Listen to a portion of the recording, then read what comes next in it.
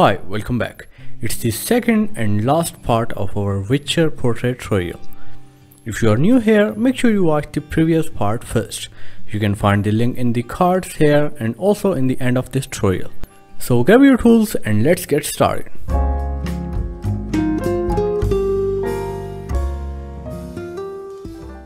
So we left this lower portion of the face in the first part and I'm going to continue from here.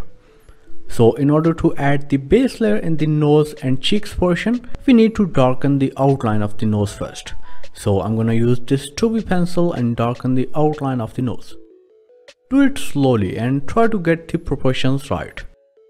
So once you're done with the outlining, use the same 2B and fill the nose and cheeks portion with a base layer. Thoroughly fill all the areas and then use a dry brush to blend the base layer. Then use this 4B pencil and add the second darker layer above this, especially on the left side because this side is much darker than the right one.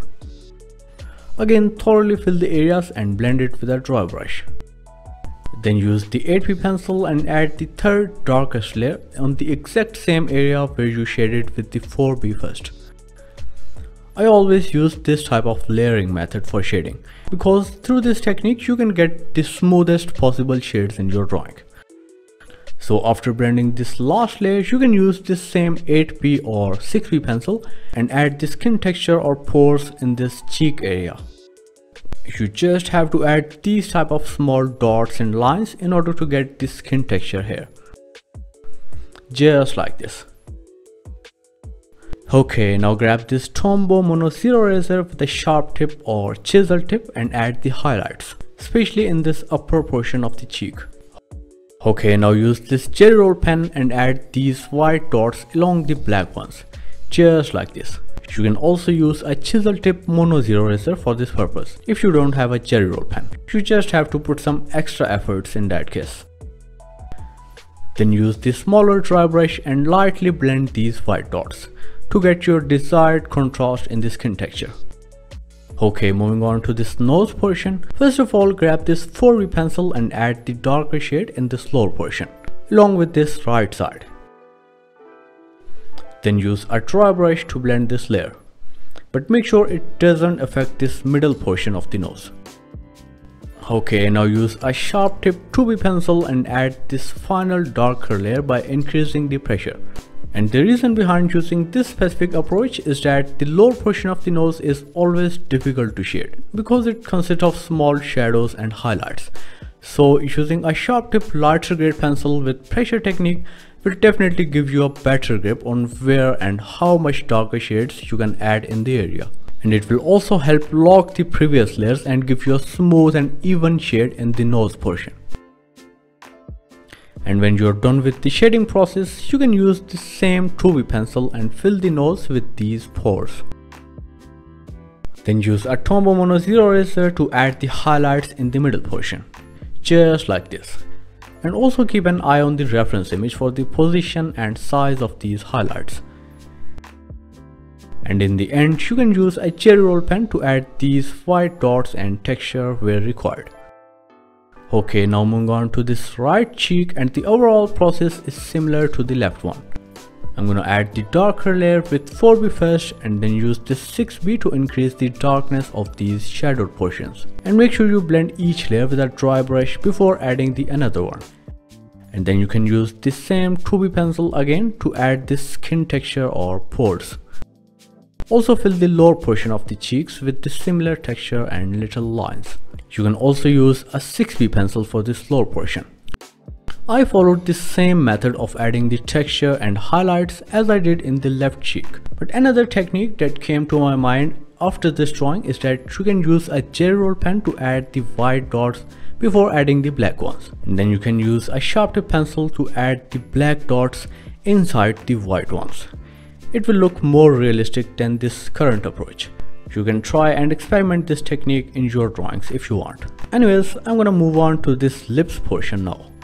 And first of all, as always, I'm going to fill the area with a base layer.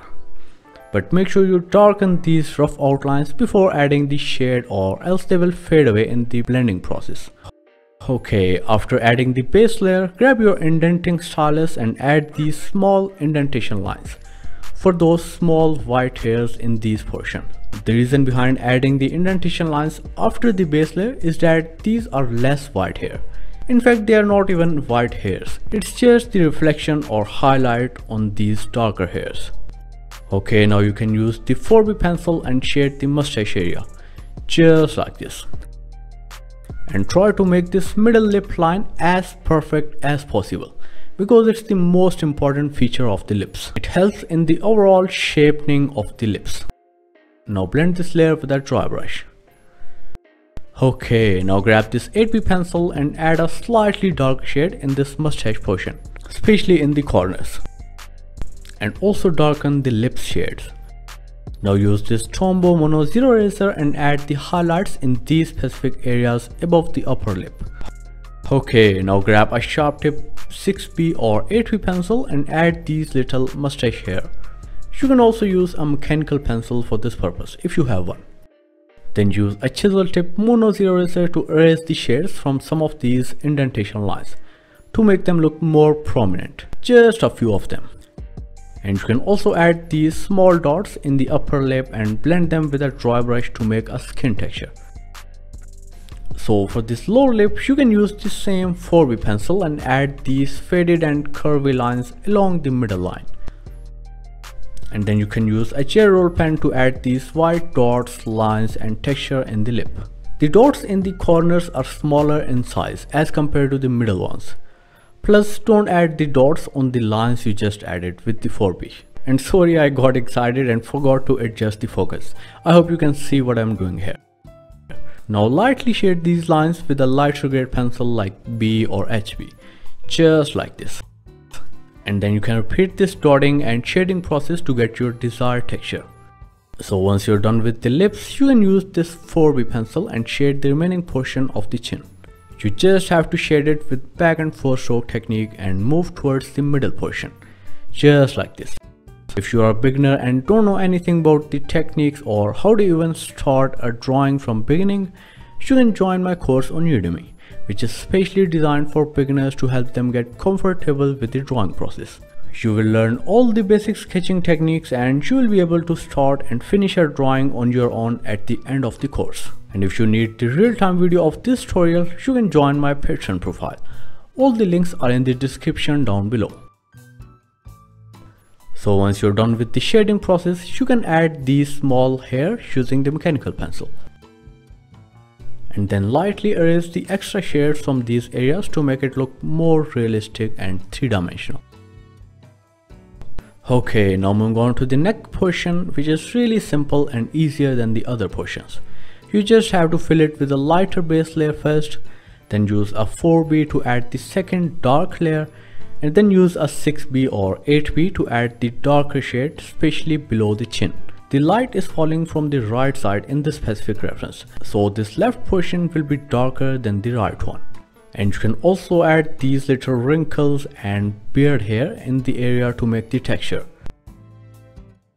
Now the shirt is pitch black, but before filling it with darker shade, make sure this area has required indentation lines for the hair.